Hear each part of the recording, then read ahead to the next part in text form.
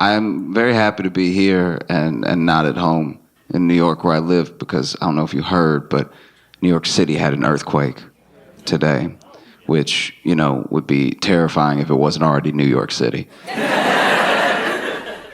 There's so much happening in New York all the time. It's fun to think about where everybody was during that earthquake, you know?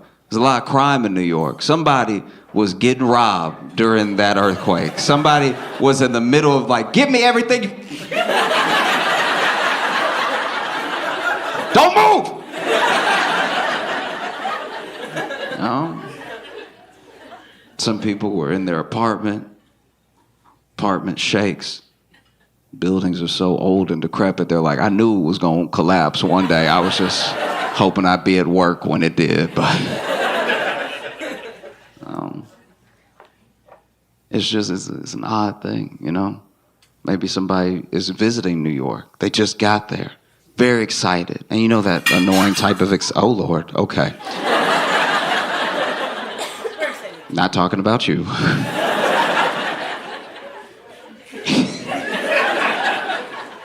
It just sounded like so much stuff. Like that, it's clearly more than one plate. Oh, but maybe somebody just got there and they're very excited. They're like, ooh, you know what I'm gonna do? I'm gonna go get some street food. I'm gonna get an authentic New York hot dog. This is gonna be amazing. And then earthquake hits. And then they are covered in hot dog water. It'd honestly be the most New York experience they could have. Another thing, I think enough time has passed that I can talk about it without it being awkward. Like, one of the weirdest things to me about 2020 in general was, you know how there's bunker people? There are people that save up a bunch of money to build a bunker in different types. Some people build a bunker underground. Some people have a different location they're gonna go to if things hit the fan and everything. Some people have like a whole site that they've built and stuff. And we've always, for years, for decades, made fun of them, right? It's something that started in the Cold War because they were so sure that the Russians were gonna bomb us that they started to make bunkers, and it was a normal thing. Then, as those sort of fears started to disappear a little bit, it became less common. But then there were some people who were still like, guys, something's wrong. Some bad things could happen. So they made bunkers, but then they started making it with, you know, their personal wealth and everything. And we made fun of them all the time, you know? And then 2020 hits, global pandemic that affects everyone in every country. And almost all the bunker people were like, that shit ain't real.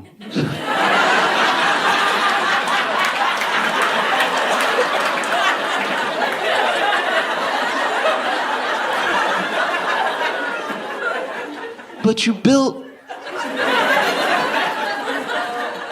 in case the whole world.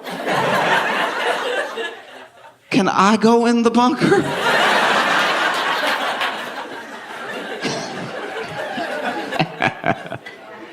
Oh, man.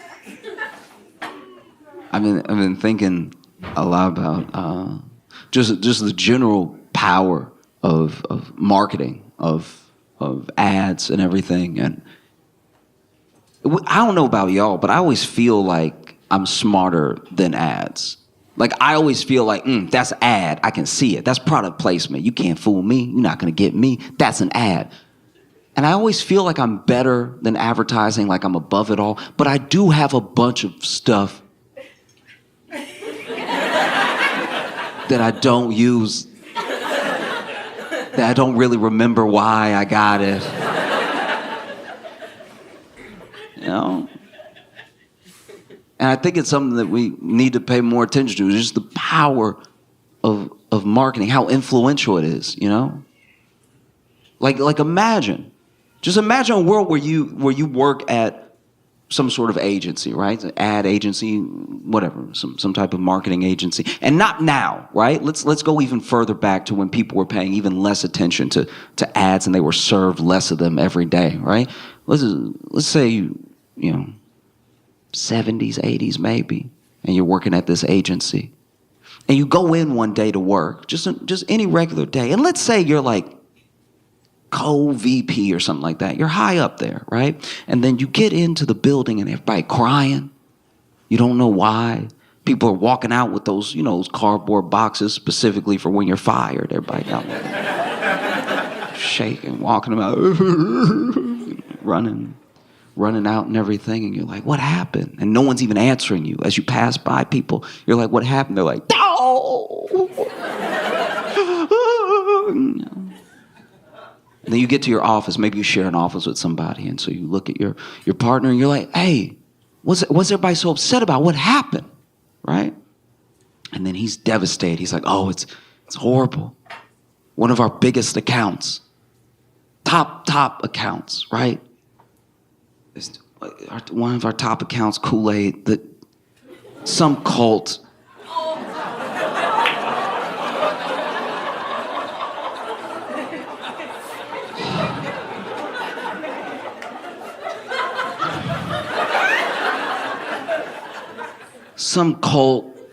grabbed some Kool-Aid and they put a bunch of cyanide in it. They did like a mass thing. I don't know, the client is freaking out, People may never buy the product again. We don't know what to do. This could be the end for us, because if they close, we close, right? And then you, being the brilliant marketing agent that you are, you stand there in the moment that this is happening. The day that the news has reached your office and you're like, you know what? Screw it. Let's lean into it. They drank the Kool-Aid. It's just that good.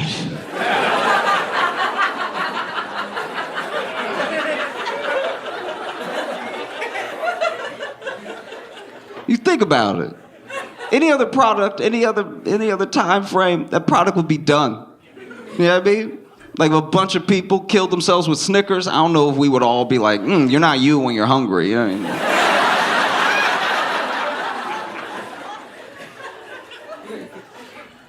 That's the power. To this day, even after a tragedy like that, to this day, people be at the barbecue like, pass me some of that red. That's some good stuff, And the thing about it is that on its own, it's not bad, right? On its own, you're just trying to sell something. You're just trying to make a buck. And maybe it's something that people will like. In an ideal world, all the marketing leads the people to what they want anyway, right?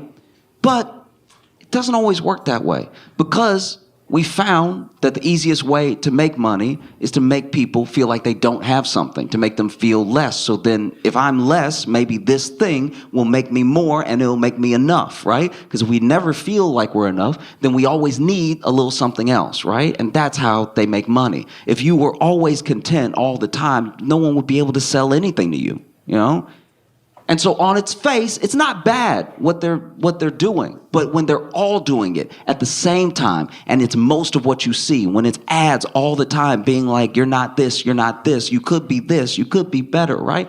It just starts to make you feel terrible. It starts to make you feel like you don't matter at all. And I hope one takeaway that you have from the show, not just laughing, I hope that you walk away from the show feeling like you matter as a person, right? Because you do. It's very important that you feel like you matter, that you have influence, because you do, right? A world where you think you don't matter terrifies me, because it means that all of the little pieces, all the interactions that you're supposed to be having with other people are going to be missed out on because you think you don't matter, right? Like we all sometimes feel like a little cog, like a little bolt, just in a big piece of machinery, right? Because the bigger picture is bigger than all of us. But you are so important. Even if you feel like you're that little bolt, you're very important. It's not the same without you. I hope you understand that. You're as important as every bolt on the door of a Boeing plane.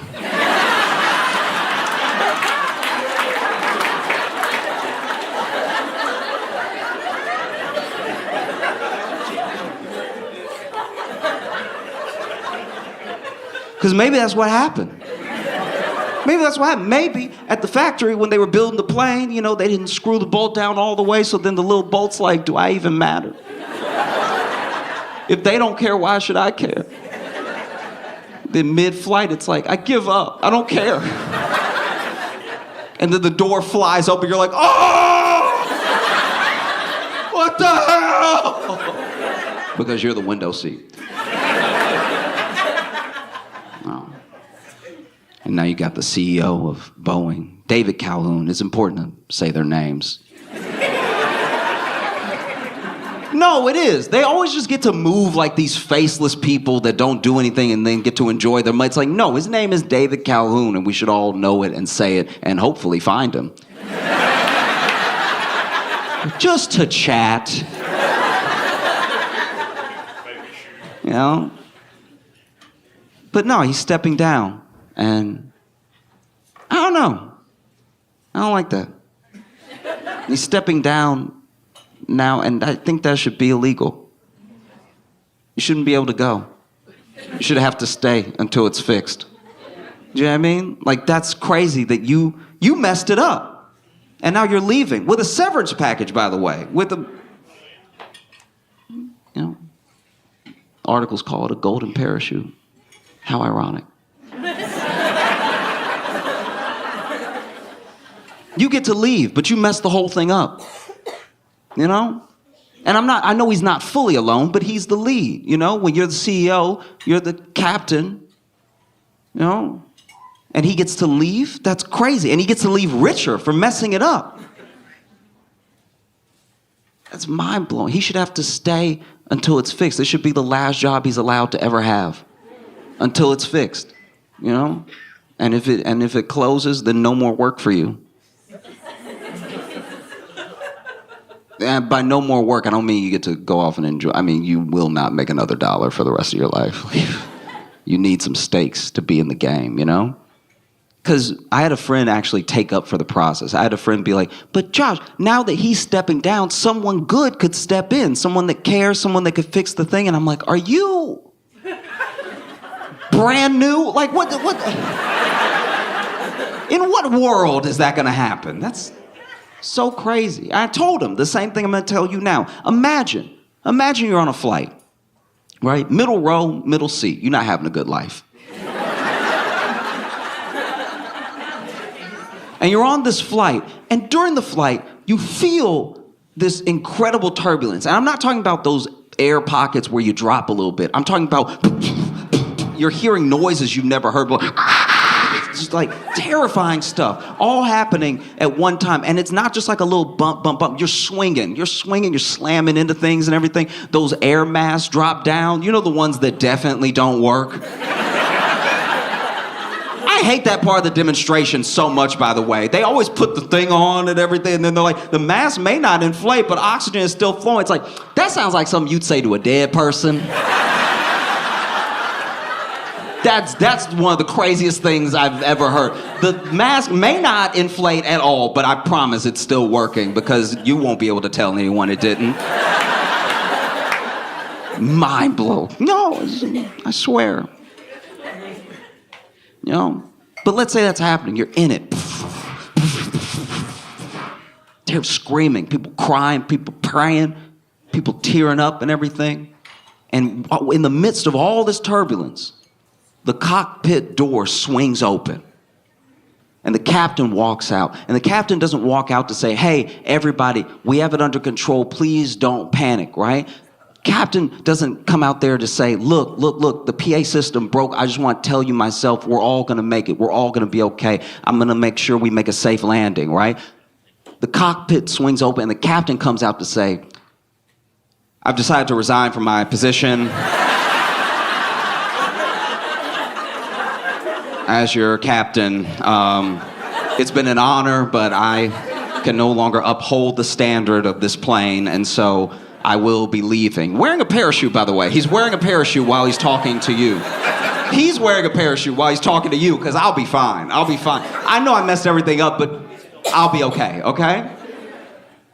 And then he jumps out of the already open door. No, shouldn't be allowed.